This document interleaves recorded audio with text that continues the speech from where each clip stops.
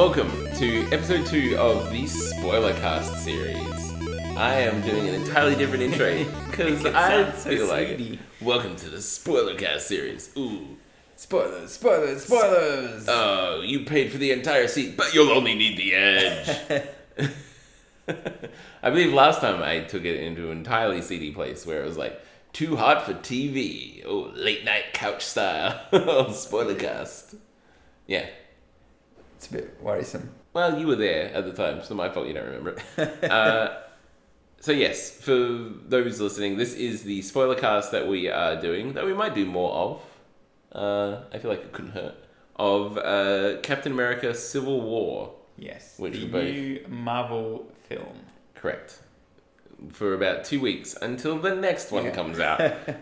And this one has all the characters. Yes, it does have all of the characters. Almost all of the characters. Except for Thor and Hulk, who are taking a break because they would be too overpowered in this scenario. Yes. Well, you just have to have Thor on one side and Hulk on the other, because they're the only two that can take the other one out. Yeah. Well, I guess Iron Man took out Hulk in Age of Ultron. Yeah, but Hulk wasn't really trying to fight him. I guess. You know, because he was being mind controlled. Why didn't Iron Man use his, super suit in... Because Hulk smashed it up. But an undetermined amount of time is... Alright, well, let's just say what we're going to do. Because this is the spoilercast for that. So we're going to talk about the movie and what we thought about it. And Russell's probably going to use some film terms that I'm not going to understand. Yes. Oh, by the way, spoilers for Captain America Civil War. It's going to be... it was not clear. The spoilers are coming thick and fast. Yeah. Yes. But to answer your question as to why Iron Man or Tony Stark didn't use the Hulkbuster armor... Because that would have fucked Bucky up. It would have fucked Bucky up. Because at no point was he trying to kill them until right at the very end. Right, okay. Yes. In which point they're in Siberia or something. So, but that's something we should talk about. I don't know how you want to do this, because usually you want to tell the entire plot to the movie and then I just go feel back like it gives us some structure. Otherwise we're just wandering around all over the place and we might miss stuff. Do you want me to just lay down the plot and then we can go back and start at the beginning? I want you to do whatever makes you happy. Okay. That's very passive-aggressive of you. You do what makes you feel happy. Yeah. Don't worry about my feelings. No. All right. Okay, so the basic plot for the movie is that there is Bucky, or the Winter Soldier, who is Bucky Captain Barnes. America's bro. Yeah. And he is in trouble for doing some explosions. Actually, before we even get to Bucky... Oh, God, all right. Can I ask a question Rewind. about the start? All right. Because the opening scene is the Avengers are in Lagos in Nigeria or somewhere like that. Correct, yes. Trying to prevent a terrorist attack to steal some biological weapons. Yes. Although they didn't know they were stealing biological weapons. For some reason, they thought they were blowing up a tiny police station. Yeah. Which the Avengers had to stop for some reason. But the guy in charge... The bad guy, yeah. Was he the guy from The Winter Soldier who worked for Hydra? Correct, yes. Right, okay. Because his face was all fucked up. Because, remember, when the building blew up. The building blew up, and he was in the building that blew up. And he got all fucked up. Yeah. Yeah, that's why he was all fucked up. Yeah, I thought it was him, but I couldn't be quite sure. Yeah, it's shown, they say, they pan over some newspapers, which I only picked up because, humble brag, I got to watch it before its official release date because I got advanced screening tickets. You can't see it, people, but I'm doing the la-di-da gesture. Whoop-de-doo, yeah. I got to see it previously, and I went and watched it with you today, so it'd be fresh as a daisy for this spoiler cast. Mm-hmm. And so obviously I picked up on more of the nuanced stuff because I could ignore most of the major plot because I knew it was going to happen. Yeah. But they pan over, right at the beginning, Captain America's in an apartment. He's got some newspapers spread out, and they pan over that, and it shows it there's an ex-SHIELD agent caught committing terrorism and stuff like that. So, and it's got his picture there. So, right. There you go. Okay, cool. I'm glad we cleared that up. We cleared that up. But yes, disaster happens that causes the world to second guess whether the Avengers should be a free agency to do whatever they want, or to be like a government agency of like the United Nations. Yeah, they want to install a committee to oversee the Avengers' activities and say, Avengers, go and stop this. Don't go there. Go over there. Don't go there. Let that ferry capsize and all those people die. Because of political reasons. Yeah. And how much of the comics did you read? I read the first 4 or so before my stupid Marvel Unlimited app crapped out. And you gave up. Yeah. And Well, I contacted their support. They haven't got back to me yet. But I can't log into my account. You also left it to the last minute. I did not, in any way, shape, or form, leave it to the last minute. Wasn't like 2 days ago that you tried to read this? No, I was reading on Wednesday, and then I tried to get it on Thursday, and it wasn't working. Yeah, right. And I contacted support, and I have not heard from them. Fair enough. Anyway, moving on. So, I don't know whether you're aware or not. I read quite a bit of the Civil War comic books as they came out. I was just reading the mainline ones. You can still pick up on most of the themes from that. But in the comic books, like these crappy, like B-lister, C-lister superheroes are doing like this reality TV show. Yeah. And one of them blows up like a busload of kids, which causes like the Registration Act to be enacted, which is the equivalent of the accord that they're trying to set up with the United Nations in the movie. Yeah. There's a lot of parallels, but they really screw with it to fit in the Marvel Cinematic Universe, which is fine. And the reason why Captain America is so dead set against the Registration Act, or in the movie, this doesn't even come into play in the movie, which is the real reason why he's got like a leg to stand on, like being against like this government regulation sort of thing, is that you have to, if you have superpowers, you have to register, and you have to divulge your secret identity, and you have to do what the government says and not use your superpowers if they don't approve of you or all that sort of stuff. And if you refuse to do it, just stop using your powers. Yeah. You're not allowed to use them. It's illegal to use them. And Captain America's like, well, we can't just force people to register and reveal their secret identities because people are going to be put in danger if we do that, you know? And it's like, it's not the first time that we've tried to compulsively force people to register just for being, you know, different to other people. And it's like, oh, Nazis and whatnot. Yeah. Which is the reason why he has a leg to stand on against the Registration Act or the Accords in the movie. Yes. Which is never brought up in the movies because nobody in the Marvel Cinematic Universe has a secret identity. Yeah. I mean, you basically know who they all are. Yes. Spider-Man has a secret identity. Spider-Man has a secret identity. And if you want to argue it, Ant-Man isn't publicly known as Ant-Man, although he should be after the circumstances of the Ant-Man movie, which you have not watched. No, I haven't. Which is a disappointing thing that we can't bring into that. So it's never brought up. He's just sort of like against it because he doesn't want politics to come in the way of like stopping bad guys. Well, I feel like in the movie, so Iron Man is in favor of this oversight because guilt. Yes, he feels guilty about the collateral damage inflicted in the events of the previous movies, basically. And almost all of which have been his fault. Yeah, basically. He did create the villain that they fought in the last Avengers movie. That's true. And I don't know, I guess he didn't really do anything in the first Avengers movie to like fuck everything up. But you know, anyway. But Captain America is against not the Registration Act, the Accords. The Accords. Mostly because he's in love with Bucky Barnes. Which comes in quite quickly because there is a terrorist attack. Yeah. After that. On the UN. And the Wakandan king is killed. Yes, he is. Which leads us into the Black Panther as a character that's introduced into it. Which is his there son. Are so many characters. There's like 12 superheroes in this movie. They all fight each other. They all fight each other. But it is revealed publicly that it was Bucky Barnes who did it. Yeah. And Captain America's like, oh, am I gonna sign the Accords and obey the 117 countries around the world that was for this act to like keep these guys in check? And he's like, nah, I'm just not feeling it, but I might do it. And then everybody's like, Bucky Barnes is a villain. Let's murder him. Shoot him on sight. Yeah. Let's not worry about trials and the law or anything like that. And then Captain America's like, you're going to shoot Bucky Barnes? I'm fucking done with you guys. I am out of here.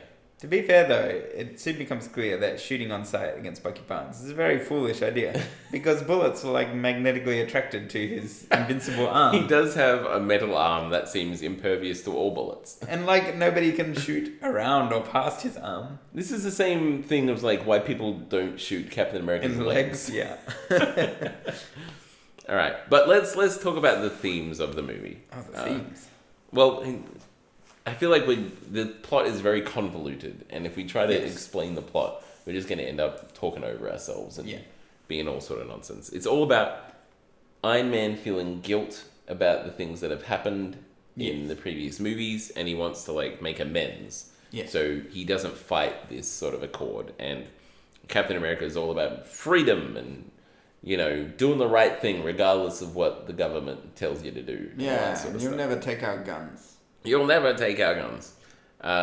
And that's pretty much the heads and tails of it. And then people are just like, yeah, you know what? Fuck the government. Or they're like, hey, guess what? The nations of the world who govern our world are like, hey, stop blowing shit up. Yeah. Maybe we should listen to them. I feel that like their marketing around this was all, are you Team Cap or Team Stark or whatever, whereas Team Cap or Team Iron Man. Yeah, but neither of them are really very appealing positions. Like they didn't have a strong viewpoint. My initial thing is, well, I'm definitely Team Iron Man because these people are, a law unto themselves, and they should be, brought to heel by somebody. But then the frigging people they put in charge of these accords are like pantomime villains. Yeah, I guess so. We're like, ha, now you can't do anything, and we're going to lock you in this prison in an underwater fortress. Yes, that was General Thunderbolt Ross, by the way, the guy who chases the Hulk around, if you weren't aware of who it was. Is he the Red Hulk? He is the Red Hulk. You have learned well from your Marvel puzzle app. Yeah. That's the only reason I know what the Vision's powers are, by the way, because they're not explained at all in the movies. It's not like, hey, I'm the Vision, I can alter my density. Yeah. And I have a forehead beam. When Scarlet Witch pushed him down into the center of the earth, that was her, forcing him to increase his mass, Yeah, which was not explained at all. No, it did look like she was just pushing him down into the earth. Oh my god, the Scarlet Witch is so overpowered. Why doesn't she do this to, everybody? She is quite OP. Yeah. Yeah. But she has, human frailties. She's not, invulnerable. Yeah. But, yes. So everybody divides up over this Accords. Yes, the Avengers are split down the middle. Split down the middle. Conveniently, an equal team up. Yeah. With similar counterparts on either side. Yeah, similar power balances. Yeah. War Machine and Falcon end up on opposite teams. Yes, they do. The two black guys on opposite teams. Oh, and they end up with one woman on each team. Yes, they do. Conveniently. And I feel like the plot is good. Because it's not really about these Accords. That's sort of just a mechanism to get them to schism, to divide. Yeah. And then the plot quickly changes from the Accords to this whole secondary plot in which this bad guy, the official bad guy of the movie, called Zemo, Corporal Zemo, who's a old Captain America villain, by the way, is... Daniel Bruhl, I think. He was in Inglourious Bastards. Mm-hmm. As Corporal Zola, the marksman. Oh, the guy in the film. Movie about him. They made a movie about him, yeah. Made a film in the film about him. Yeah. Yes. And then he got shot to death in the projection. He sure did. Anyway, yes, he was the bad guy. And it's all about him being this sort of very convoluted plot guy. Yeah, he wants to destroy the Avengers, but he knows he can't do it via overpowering them because other people have tried and failed. Yeah. Far more powerful than he. So he sets up this convoluted series of plot devices. Yeah, he frames Bucky for like a act of terrorism. Yeah, in order to get him captured by the Avengers or by the Joint Terrorism Agency in Berlin, so that he can then infiltrate as disguised as a psychologist analyzing Bucky, in order to get the location of a secret Soviet facility. He wants to activate Bucky's hidden programming. Yeah. To force him to reveal information about when he was the Winter Soldier for the Soviets. But the only reason he wants to do that is in order to lure Captain America and Iron Man to this facility, in order to show Iron Man a video of Bucky killing his parents. Yes. So that Iron Man will want to kill Bucky and Captain America will have to defend him, and hopefully they'll kill each other. Yes, or at least destroy the Avengers by forcing the two main guys to fight and fall apart. Yes. But to be fair, that wasn't his first plan.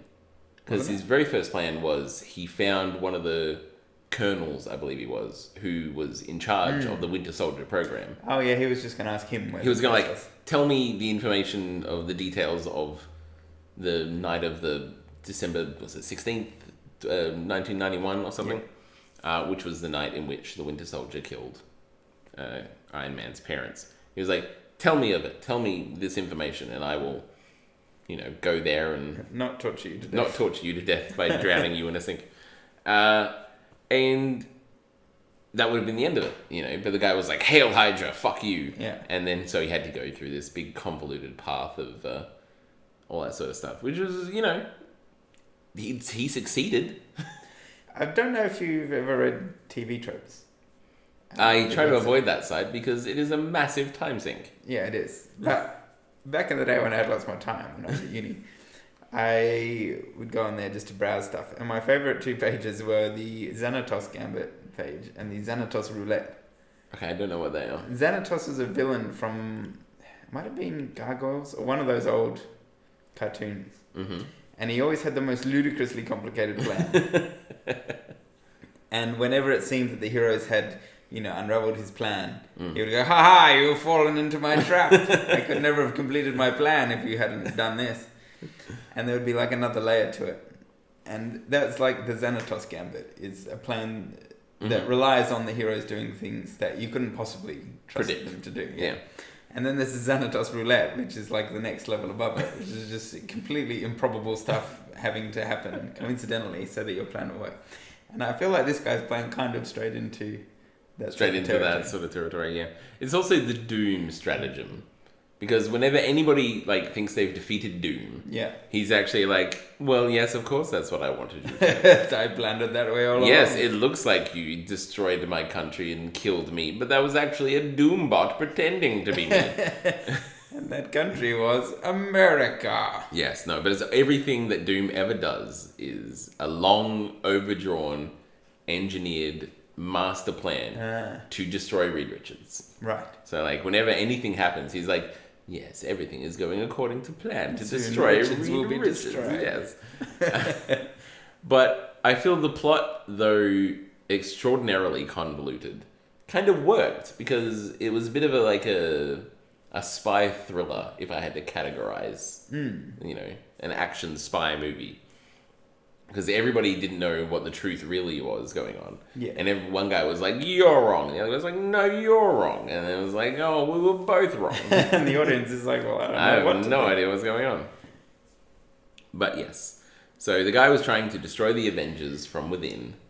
Because as he said, an empire that is destroyed from the outside can be rebuilt. But if an empire crumbles from within, then that's the end of it. So he's just trying to divide the Avengers apart. So... they would go on because in the events of Age of Ultron, the Avengers accidentally killed his father, wife, and child. Yeah, and I really liked that about this movie, was that the bad guy had, although his plot was a bit over the top, yes, he had a believable motivation. He did, yes. And he wasn't just and he wasn't some godlike individual. Yeah, he wasn't like, oh, I will gain unlimited power. Yes. He was just these people have taken everything I value from me, and I want to hurt them. He kind of reminded me, now that I think about it, he reminded me a little bit of Scar from The Lion King. Really? Yeah. Because Scar was, like, quite manipulative. He wasn't the strongest. He wasn't able to, like, achieve his goals via physical combat or whatever. No. But he was also quite wheedly, and he had, like, these plans going on. And, and then he eventually succeeds, you know, which this guy does. You know, he's destroyed in the end, but his goal was still achieved, you know. Because at the end of the movie, spoiler alert, again, it's just force of habit whenever I say something like major spoilery. The Avengers are divided at the end of the movie. Yeah. They're no longer unified, you know, and the guy's like captured, and he was going to kill himself, but he was stopped from doing so. Yeah, and then it was so weird, Martin Freeman having an American accent. Oh yeah, Martin Freeman was like part of the Joint Terrorism Task Force. Why didn't they just get an American actor? I don't know why they did that. But it's like, oh, we have more money than God. We'll just hire a very famous, well-known actor. Yes. It was like, oh, what's it like having spent so much time and effort on this to have your plan fail so disastrously? Exactly. Did it? Did it? And Martin Freeman was like, oh my God, did it? Oh, shit. But yeah, and then... Alright, so we're skipping all over the shop here. Well, hang on. Let me just say one more thing. Alright. I did like that this was a villain who, like, if it had come to a fight between him and Captain America would have just destroyed him in 2 seconds. Yes, even though he was like a previous like military special he was like a guy. Special Forces guy. But yeah, like any of these superheroes would have annihilated him. Hawkeye would have kicked this guy's ass. Yeah. But he just through his planning and he's like he was so dedicated to taking them out and destroying them from within that it was his entire life. Yeah. Until since when Age of Ultron occurred until this point, that's all he's done. As his entire driving force has been this. And I liked that was how it ended. Was that it wasn't with a big fight. It was he's like, I've completed my plan. Now I'm going to kill myself. Yeah. And then Black Panther intervened to stop him. And that was instead of like the ending scene where him and Captain America enter some battle arena and he's like, oh no, I've unlocked my true power, and he starts shooting fireballs or something. Well, they sort of reference that they sort of like make joke of that because even right up till the very end, you never know that his true plot is revealed in like the last 10 minutes of the movie. Yeah. Everybody thinks that, even Bucky, who gave him the information, thinks that he's trying to get to this base because to activate the super soldiers. Yeah, more Winter Soldiers that had like some sort of... I'm assuming it's some sort of modified Captain America super soldier serum. I imagine so, yeah. It's not explicitly stated. I liked how they had...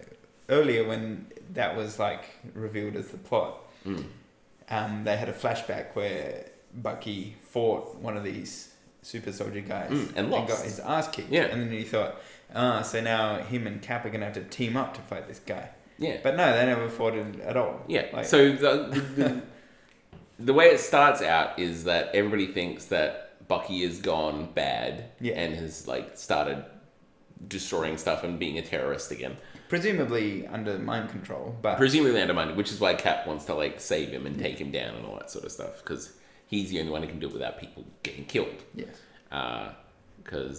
And then it goes from there to this guy is extracted information out of Bucky after he's captured for his supposed terrorism to get the location of these other Winter Soldiers who are like these expert sort of like assassin espionage guys. Yeah. Like 6 of them, I think 5 I think they were. Yeah, I think there was one that might have been Bucky's anyway chamber cryogenic chamber. There's these 5 super guys who had like 300 confirmed kills and took down governments and all that sort of stuff, could speak 30 languages and blend in to anybody. You know, if this guy was going to use them to topple an empire, which was presumably the United States, is what is implied, or the EU, yes. Like in one night, these guys could just take out an entire government, destroy a regime, And he was getting the information to go to this cryogenic place where the Winter Soldier used to be to get these guys out. And then the whole point up to like right at the end there was that Captain America, Iron Man, and the Winter Soldier, who ended up all being at this base right at the end after Captain America had a change of heart because he realized he was wrong about Bucky and the Accords and all that sort of stuff. Iron Man, my mistake. That they were going to have to go there and fight these 5 super soldiers. Equivalent of Captain America or the Winter Soldier. And it was going to be this huge throwdown. This guy was going to be like laughing maniacally in the background. I will soon destroy the world. Yes, let me activate my bomb countdown. Yes. Until you get there and the guys just put a bullet in each of the super soldiers. Because he's like, I don't want fucking more of you guys. I fucking hate you guys. You destroyed my family and my home.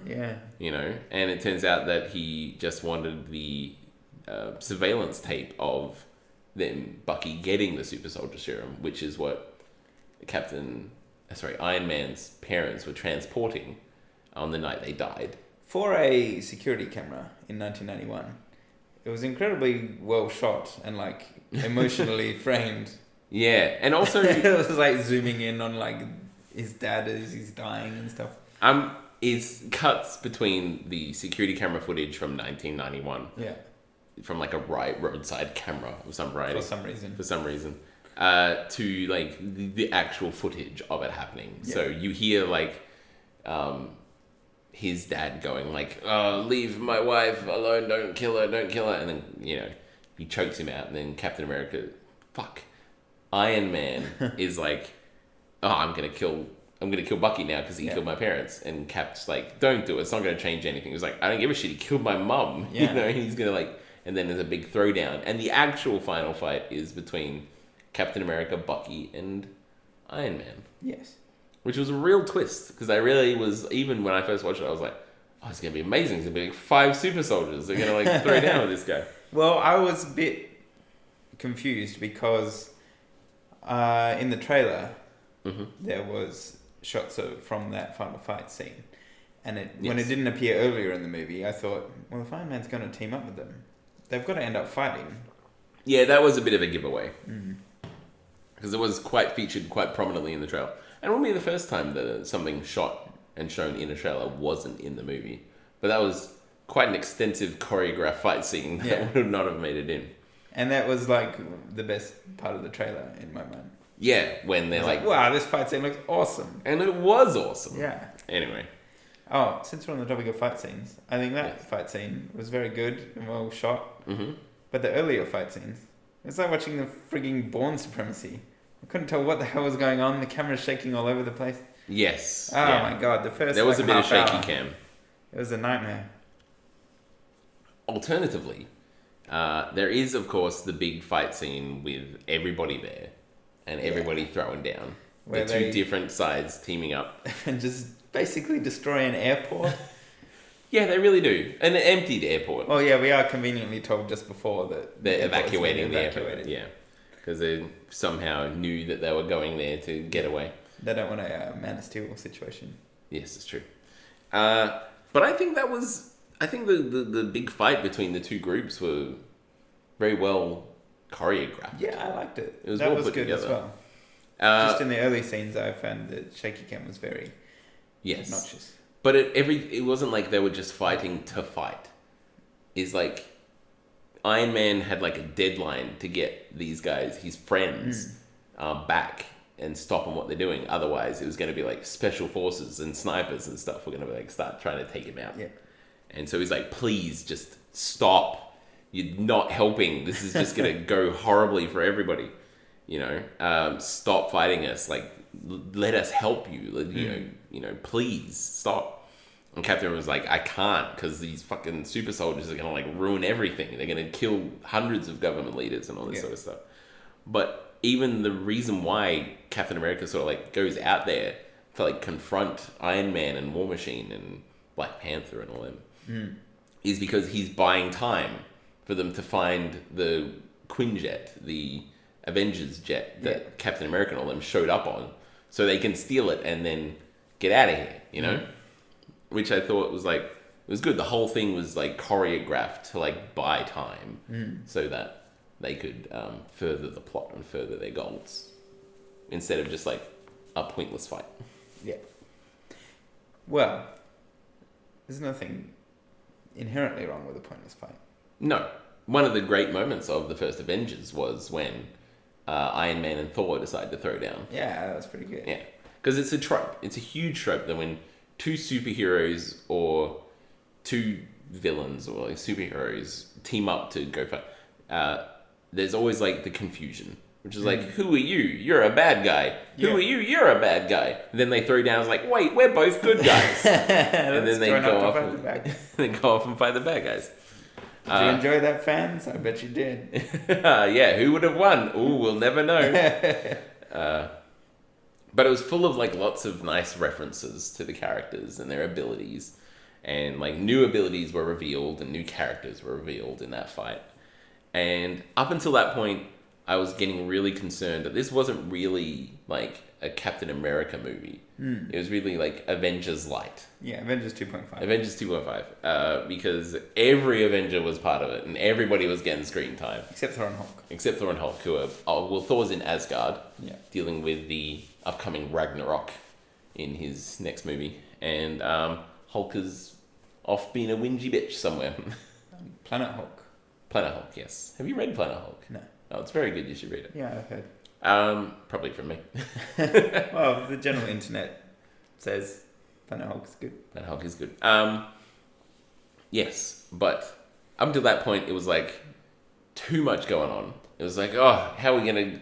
This isn't a Captain America movie. Yeah. But then, and then it like cuts to Vision and Wanda having a domestic. Yes, basically. Hawkeye shows up. You're like, what the fuck, Hawkeye?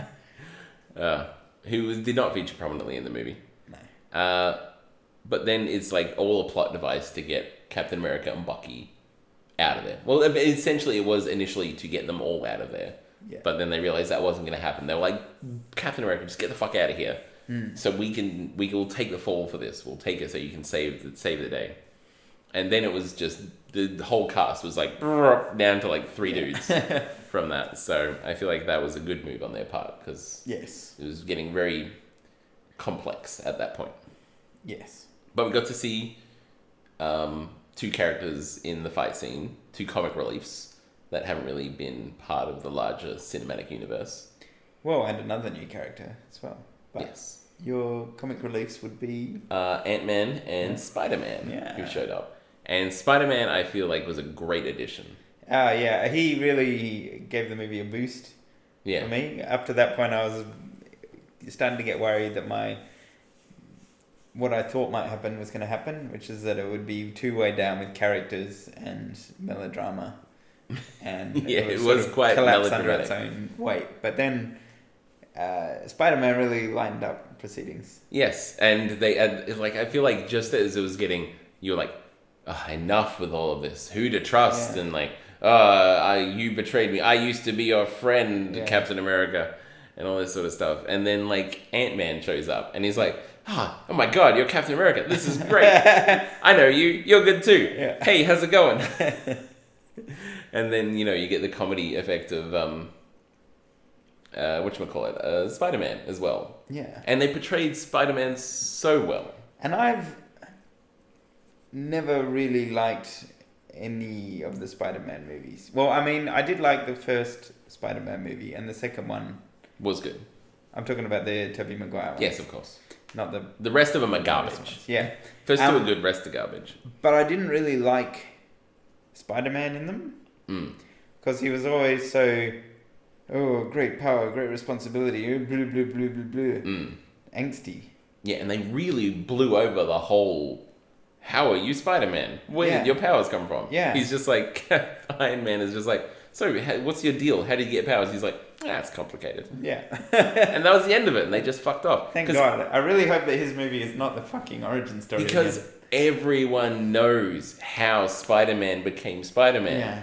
And no, you don't need to tell it anymore. Everybody knows. And they did that wonderfully. Yeah. He just showed up. He was like, it was just like a witty banter bit between Iron Man and Spider-Man. Yeah. And then they was just like, all right, come on, let's go. Yeah. And Aunt May was like relatively young and hot. Yes, which has never happened in the comics. No, she's always like an old nana. Even in like the Ultimate Universe of the comic books, which a lot of the cinematic universe is based off. That's where we get Black Nick Fury. Nick Fury, thank you. Who coincidentally looks exactly like Samuel L. Jackson. Yes, that's true. Have you read any of the Ultimate Universe? A little bit. All right. Yes, so a lot of the cinematic universe is taken from the Ultimate Universe because it's like this whole big reboot thing and it's all tied together. Instead of like a character being invented in the 50s and then a character being invented in the 90s, you know, being part of the same universe. Never been young Aunt May. Never had a young Aunt May. But yeah, everybody knows how Spider-Man became Spider-Man. Yes. And everyone knows how Batman became Batman. Yes. You don't need to tell us anymore. He got bitten by a radioactive bat, right? That's it. That's exactly what came about. Yeah. Actually, the only time... Did you know that there was a crossover between Marvel and DC where they, like, merged their characters? No. Yeah? Oh, wait, yes, I do. And there's, like... I've only seen, like, concept art, I guess, of, like, Wolverine crossed with Batman. Yeah. It was pretty badass. It does look... It's very, very dark character. Anyway, that's not part of this.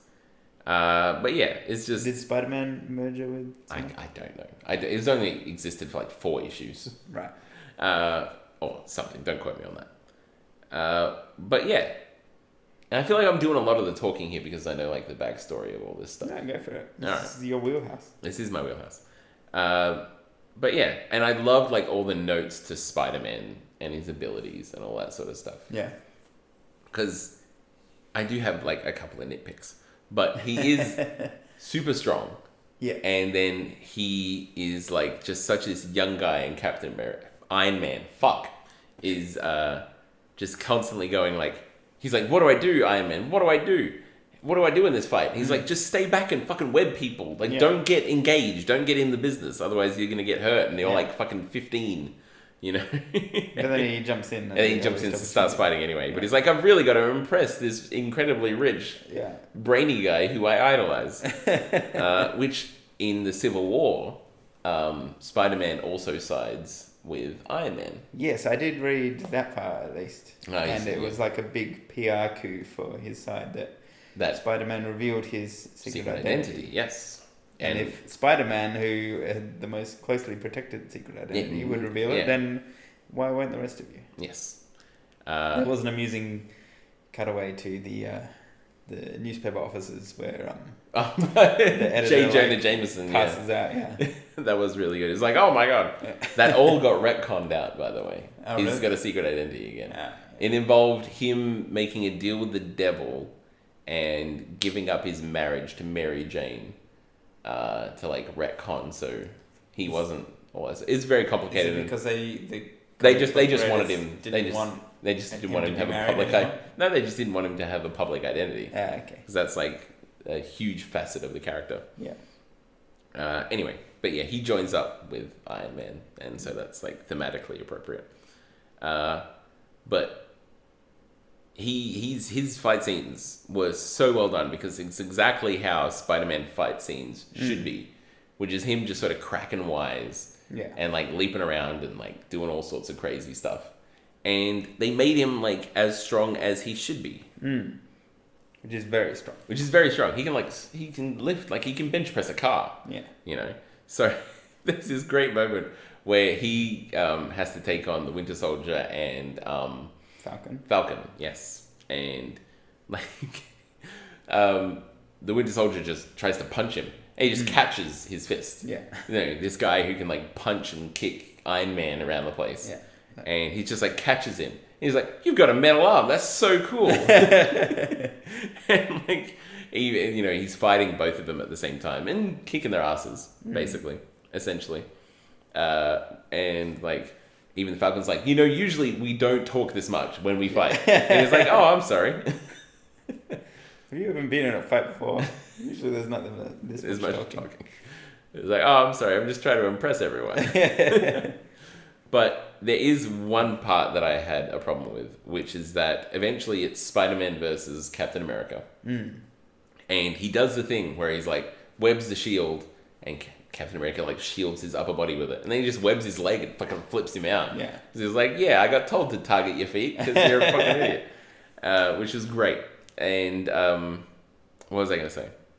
Oh, you had a problem. I had a problem, which is that was it the bit where he webbed Cap's hands and then they have like a tug of war, yeah, and Captain America wins, which is ridiculous because he's like starts pulling him off surfaces and throwing him around and kicking him and stuff. Yeah, and I get that he's like the main character of the film, but in no way would that happen.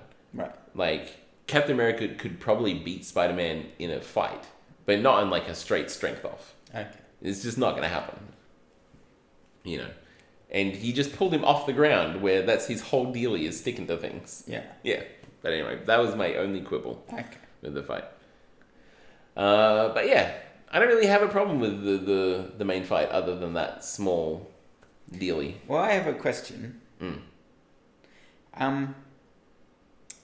I have a couple of questions actually. First question. That's good because I've been talking a lot, so maybe we should get you into this. Black Panther. Yes. Seemingly managed to scratch Captain America's shield. Yes, and damage it. Which I had thought was indestructible. No, because it's not made out of adamantium. Right. Adamantium is the nyon indestructible metal. Which is bonded to Wolverine's skeleton. Correct. Okay. And various other things. Yeah. The shield is made out of vibranium. Or if you want to get down into the nitty-gritty... I don't. Which I will. The shield in the comic books is made out of a mixture of vibranium and steel. Okay. But in the movie, I believe it's made out of pure vibranium. If you ever watch the first Captain America movie, they just say quite offhand. He's like giving him all these, Iron Man's dad is showing Captain America all these crazy shield designs that have like rocket launchers and stuff on them. And Cap like picks up this round shield. He's like, "What's this?" I was like, that was just a test run. Made it out of vibranium. Just so offhand. One of the rarest materials in the world. They just made the shield. He's like, nah, that's pretty shit. Anyway, that's neither here nor there. And so Black Panther, his claws are made also of vibranium? made of vibranium, because vibranium comes from Wakanda. Is his suit made of vibranium? Because he was getting shot with a machine gun and it didn't seem to bother him. The suit is made out of vibranium in the movie, yeah. I don't believe it's made out of vibranium in the comic books. Okay. In the movie, he says it's made out of vibranium. Right, okay. Anyway, so vibranium absorbs... And forgive me, listeners, if I'm getting this wrong. It absorbs energy. Okay. All sorts of energy, like kinetic energy and like fire and lasers and water and grass. Yes. Yeah. All of the energies. Yeah. Chloroform. Chloroform energy. Chloroform energy. Chlorophyll was the word I was going for there, not chloroform. But yeah, it absorbs all this energy, which is why like Captain America can get shot with a grenade launcher in the shield, and he doesn't go flying all over the place. And it stores energy as well, which is why he can throw it around and it can ping, ping, ping, ping, ping, and come back to him because it's releasing. Your shield doesn't even obey the laws of physics at all, does it? Which is also a great line. Yeah. Which is Spider-Man like mocking other characters and their foibles and their plot holes and all that sort of stuff. Which is another thing he does. He was like a PG-rated Deadpool. He was, yeah. Which I liked. He was almost like breaking the fourth wall. Yeah. Yeah. Not quite, but he was making the jokes that everybody was thinking. He's saying what we're thinking. Yeah. Captain America, why don't you ever protect your legs? Seems like a really dangerous thing to do. Yeah. Anyway. But yes, so it's made out of vibranium, which is incredibly tough and can absorb all of this stuff, which is why it doesn't get dented and dinged and scratched and all this stuff, because it absorbs all of the kinetic energy. Okay. But his claws, Black Panther's claws, are made out of vibranium, which is why they was able to scratch it. Right, okay. That was question one. Question one. Question two, I haven't seen Ant-Man's movie, but... Paul Rudd is the guy. Yeah, I know who the actor is. If that was your question, it's Paul Rudd? No. Okay. In the airport fight scene... Yes. Like, he seemed to start the wanton destruction. He, tore the wing off a plane and was like... Well... Before that, he did throw a fuel tanker at someone and it exploded. Yeah, and that too. Is he just careless with destruction and stuff like that? Yes and no. I mean, a lot of it is obviously just accidental. Like when he throws a tiny little toy truck. Yeah. And they regrow it, and it turns out to not be a water tanker. It was a fuel tanker, and it explodes. And well, that's the good thing he threw it at the guy who was in a protective suit of armor. Yeah. But I suppose once you get big, it was at that point where they're like trying to create a massive distraction, and all that sort of stuff. Which is, if you're that big, you got to hit someone with something, and you're standing next to a plane. Why wouldn't you just rip the wing off? I suppose.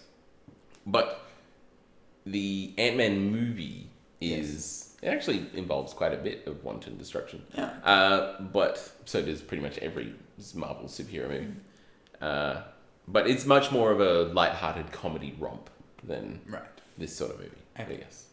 Do you have any other questions, Russell? No, those are the only two at the moment.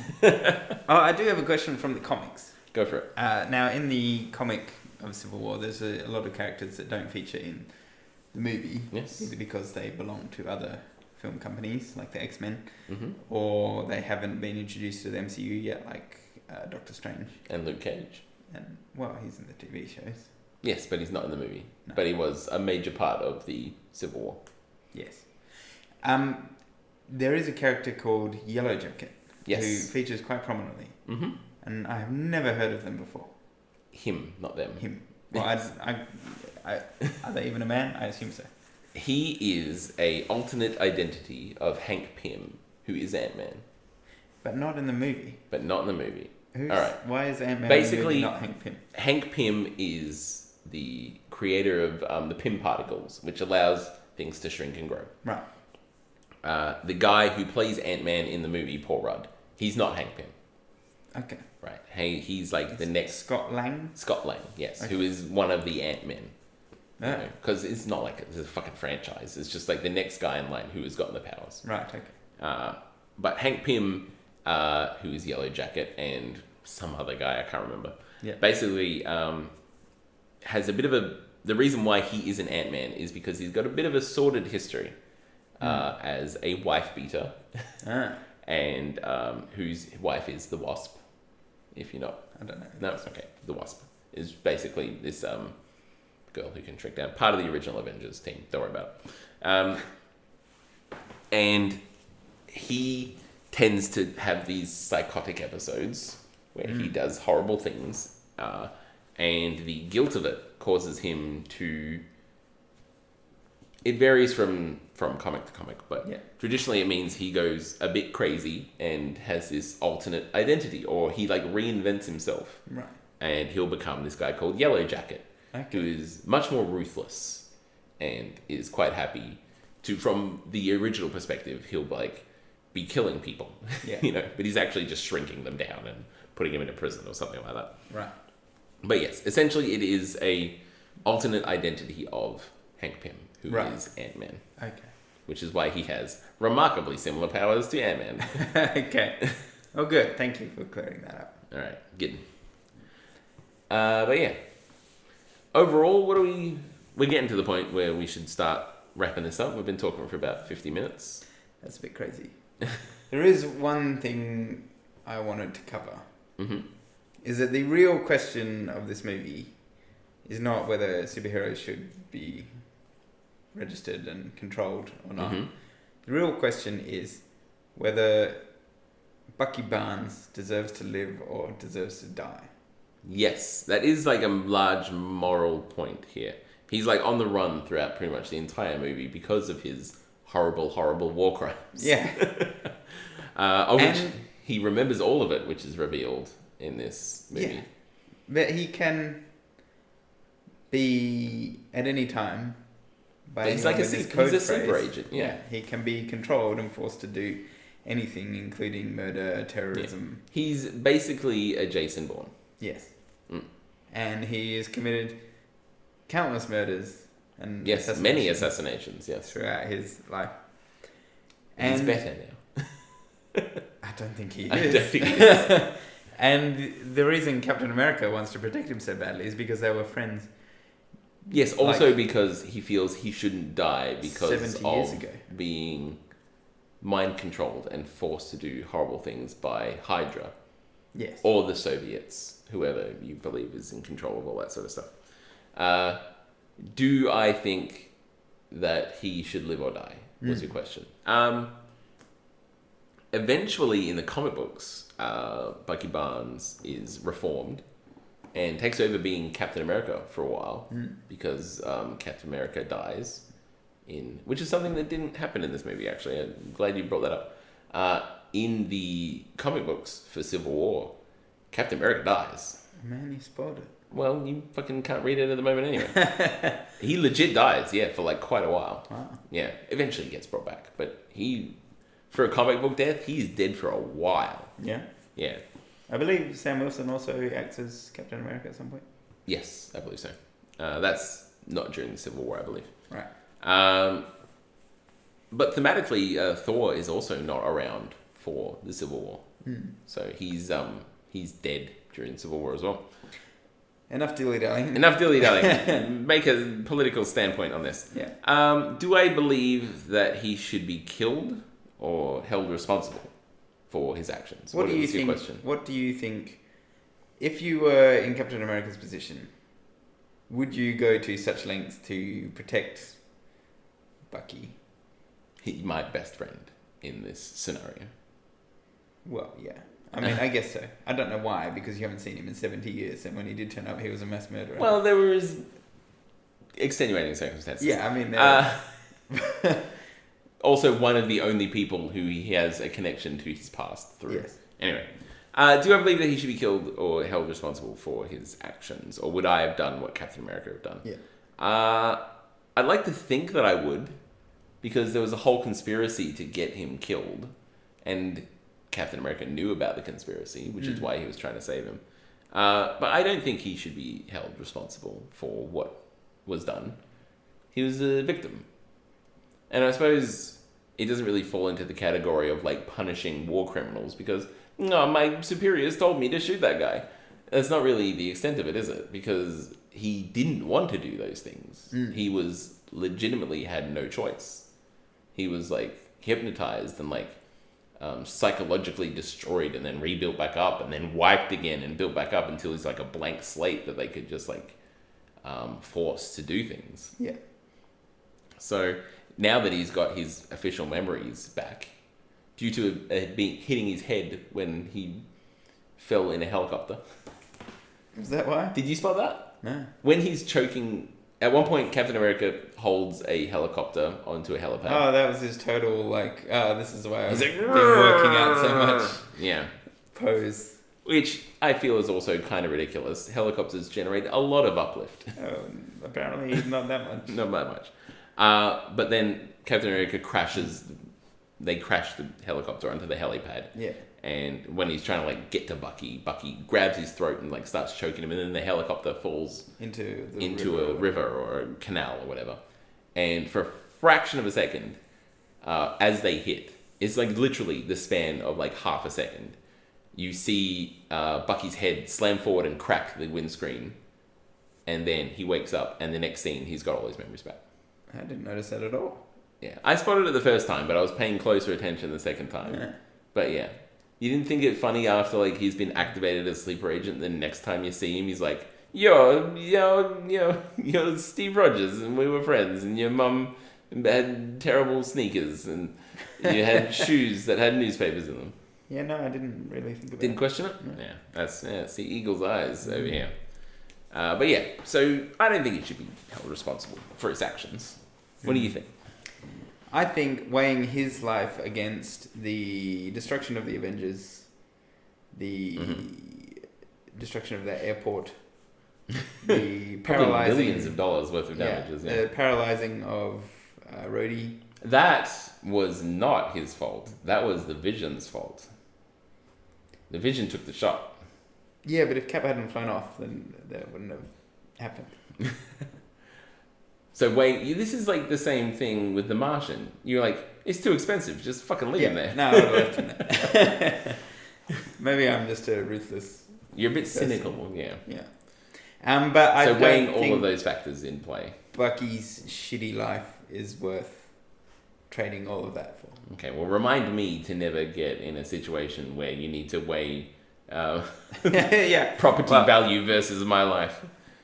if you become a brainwashed super assassin and I don't see you for 50 years, and then you come back and start tearing shit up, don't rely on me to fight the cops for you. Oh, well, that's fucking good to know. Good to know where I stand with you, Russell. Yeah. That goes for the listeners as well. I get your point. I get where you're coming from. But at no point was it, at no point did Captain America if I start down this path, it's going to cost all of this shit. Yeah. You know. But he never even considered it. Because it's just the right thing to do. Yeah, but sometimes the right thing to do is not the right thing to do. Well, this is the whole plot of the movie then, isn't it? That's what Iron Man is saying. That sometimes the right thing to do isn't always the right thing to do.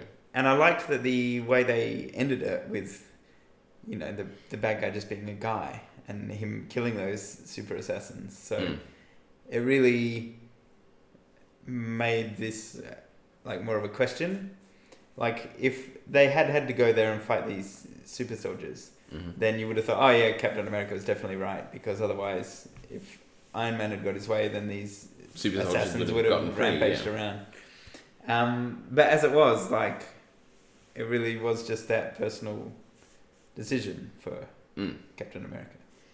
Well, regardless of whether Captain America went to save Bucky or not, most of the events that caused damage and people dying and all that stuff still would have unfolded. Well, yes.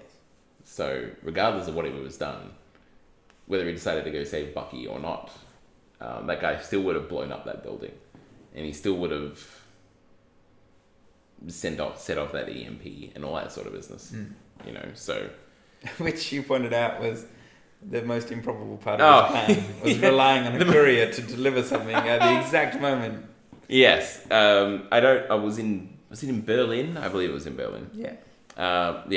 He timed a delivery to a place near a power station to set off an EMP at the exact time that he was impersonating a psychiatrist to in the Not Shield headquarters. Yeah, what he was doing, he was trying to reprogram Bucky. No. He was ostensibly, the psychiatrist was there to to evaluate Bucky. Evaluate, that's the word I'm looking for. Evaluate Bucky, yeah. Timed a delivery via an external courier system to coincide with him being in there at the exact same time. Yeah. It's the most improbable part of the entire movie. But yeah, Captain America was just essentially the only time he ever did, the only reason why he went after Bucky after the events that he didn't have any control over took place. The only reason why he went after him was to sort of take him in peacefully, you know, because he knew that if they just did a ram raid on the place without him there, Bucky probably would have killed everyone. So he was there to sort of take him down without casualties. Anybody getting killed. Yeah. And then it sort of just from there escalated into this guy sort of switching him on and setting him off. Yeah. And, and then all that sort of business sort of snowballed from there. So I don't think it was ever really a choice for Captain America. It was interesting to think about. Yes. Well, that's the whole point of this. Yeah. I feel like our previous spoiler cast of The Force Awakens was much more analytical of the movie than we've been here. How do you mean? I feel like we had very distinct points and plot points to go over, because the plot to The Force Awakens was much more linear than the plot to this movie. Yeah, so this plot was kind of very convoluted. This plot was kind of labyrinthine. What a good word, Russell. Yeah. You can get a couple of good words in you. Yes, so I feel like we were able to move our way through the plot of The Force Awakens much more smoothly than we've been bouncing around all over the place here. Well, hopefully it still, offered something to the Yes, hopefully we've been shedding some light on it. Spider-Man eventually goes against Captain America. Against Iron Man, by the way. I keep mixing those up. In the comic books, he eventually swaps sides. Yeah, well, he is starting to have second thoughts at the point where I'm up to. But they kind of set this whole thing up, because what eventually occurs during the Civil War and all that sort of stuff is the New Avengers takes place, which is a different than the main Avengers comic book line. Yeah. In which all these, it's like the Avengers at that point is Spider-Man, Spider-Woman, Captain America, Luke Cage, and a couple of others. Iron Fist is there as well, and Sorcerer Supreme.